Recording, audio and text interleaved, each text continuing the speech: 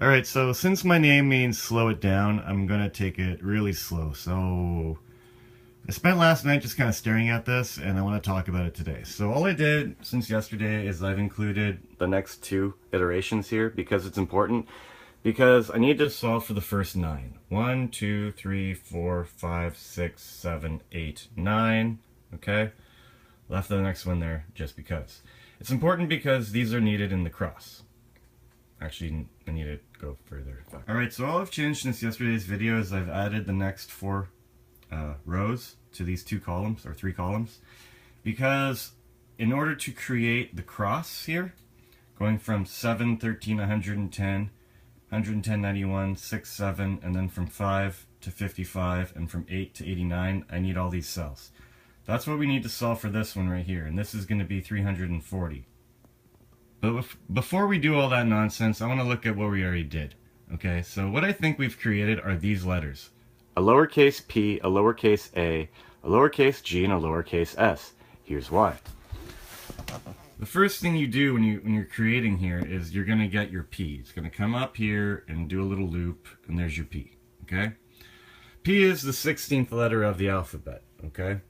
Now, the only way I can see 16 happening here is that the 6 and the 9 is a 15, and then you have your +1 on the line of balance for 16.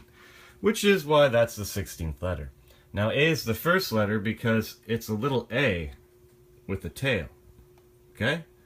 That's your A. And it pivot points on balance, which is why it's the, I'll guess, first letter of the alphabet. Now, G is the 7th letter of the alphabet. Remember, the evening and the morning were the first day, right? Meaning that if we were to continue into the second day, we might go astray and then jump on a new trail. Look at that, there's your lowercase g, right? 1, 2, 3, 4, 5, 6, 7. Maybe that's why G's the 7th letter of the alphabet. Now we have an S here as well, okay? We have a back, back, back, back, back, right? That's a little tiny S. Now I believe it's the 19th letter of the alphabet for a reason, because 69 again is 15. You're going to add a circled 1 and then the other 2 characters needed to complete the S, right? You're going to go to the circled 1. Okay, so you're going to include this and this, because you're going to go from here to here, down and over. So 15, 16, 17, 18, 19, which is why S is the 19th letter of the alphabet. I also find it entertaining that if you don't include heaven here, this plus this plus this is your 3, which creates, in the end, a 1/4 in green. Now, 1, 2, 3, and a 4 make a 7. And if you add up all these guys, it's 5, 6, 7, 8, 9. There's your 3, 7, 9. Lord of the Rings code. You know, for the X, Y, and Z axis of heaven. You know, where those magnets are. So, I also find it interesting that the bottom line adds up to 19, which is again your S. Okay? And when you add up the columns, okay, you're going to get 23, 5, 7, and 3. Add those all up together. I mean 3 because I'm not counting the source, okay? Just like I didn't count source here. So add those guys up and you get 38, which is 33 circled 5 times, and that's very important. I, for one, find it very interesting that you can spell a Shelane Amber Graves using that. You know, the mother, Shelane Amber Graves, you know? It's right there. And it equals what? 27. I also believe that we properly depicted the X, Y, and Z axis, because here's your X. A 3 and a 3. A little tiny X circled on the center. Where's your Y? You have a little L and a line. Where's your Y? It's on a 45. And then your Z is obviously there. X, Y, Z axis, because we've created the 3rd dimension in the hypercube. There's your A for Austin, okay? We haven't created any L's yet. We've created 1s, we've created a bunch of different size V's, okay? But no L's yet. The next column here, we're going to have a Roman numeral X for 10, you know, your X. And then the one after that, you're going to have an L for 50. Now, if you can see, that just looks like a lowercase p. And if the first light to be created, I believe, was Pluto, because it stands for Pluton, Lord of the Underworld. Do some Wikipedia research of your own if you don't believe me. The next light to be created looks like a little lowercase n, you know, for Neptune or the liquids, you know, in story of creation, solids and liquids. And then the third light to be created was Uranus. It's a big, giant U for gases. Those are your titans. We have to remember the titans. Solids, liquids, and gases, because they create the three-dimensional objects that we see in our two-dimensional plane. So based on all the letters we've created so far, you know, I haven't really even used the Q's yet. I can spell this: English, passenger, and P.S. I love you. Yeah, guy. You know, P.S. I, or capital I, L, or fuck, L, O, there's your V, there's your E, and there's your U. Lots of stuff. So what do we have here? What patterns do you see? Well, look, we've solved for the 9 quadrant, but we haven't solved for this quadrant, or this quadrant, but we have a 1x4, a 1x4, and a 1x4. So I'm going to assume a 1x4 goes over here. Hey, look at that. We've made a plus, which is kind of like an X. Okay, what we're doing is we're solving for one quadrant. We made a 9, okay? But we're solving it in one quadrant already. We solve for a quadrant within a quadrant, okay? So I don't believe the next light turns up over here, okay? We've created the third dimension, length, width, and depth. The next light that gets created goes down here. Boom. Those are the universes. Those are all the lights in the sky. A great light to rule the day, Jupiter. A great light to rule the night, the cube of Saturn. And the stars. And God said, Let there be lights in the firmament of the heaven to divide the day from the night, and let them be for signs, and for seasons, and for days and years. Alright, so let there be lights in the firmament. So not here, but in the firmament. Okay? And let them be for these things. For day and night. Now we understand the concept of going into the evening, into the morning, right? So, for the day and the night, signs, you know, like, kind of looks like a Jesus fish. For seasons, because we have 4 seasons and there's 4 quadrants.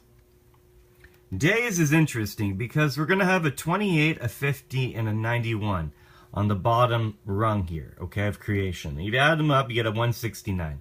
Now, you can't just add the 13 because it's part of a plus, part of a cross, let's say. So what I did is I looked at it and I said, look, it's broken into a 1 and a 3 and a 3 and a 3 and a 3. So I'm going to take 169, I'm going to add a 3, and I'm going to add a 1 in a circle for a 10. Because we're making an X, guy. An X is 10. So 169 plus 3 plus 10 is 182, and if I only solve for the bottom half stuff, you have to multiply it by 2 to get the total number of days in a year, and then you get 364 days in a year. And let them be for lights in the firmament of the heaven to give light upon the earth, and it was so. And God made 2 great lights, the greater light to rule the day, and the lesser light to rule the night. He made the stars also. There, I believe that is properly depicted. This is a group of 3 and the stars. And now we have a 5. Okay, it's the first time we had a 5. So obviously the same thing's going to happen over here because we need to have symmetry and balance. I'm also going to circle that one red. Now we're getting somewhere. Look at that, guys. We've created something. Now I'm also going to have to do 1x3s here and here to be, you know, congruent. There we go, there we go, there we go. And God set them in the firmament of the heaven to give light upon the earth, and to rule over the day and over the night, and to divide the light from the darkness. And God saw that it was good. And the evening and the morning were the 4th day.